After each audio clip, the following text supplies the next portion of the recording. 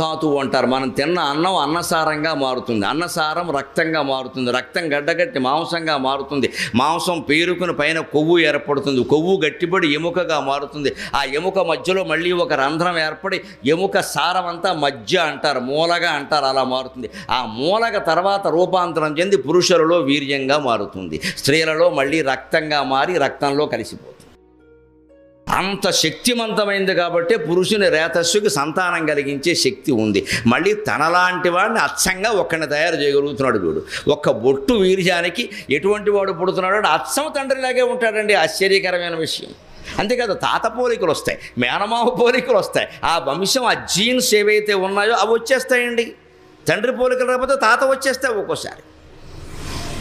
ఒక బొట్టుకి అంత ప్రభావం ఉంది. మనం ఇవాళ దాన్ని కేవలం ఏదో నన్ను మరోలా అనుకోవద్దు, ఉన్న విషయం చెబుతున్నా. లైంగిక కార్యకలాపాలకు సంబంధించిన దాన్నిగా భావించడం, అది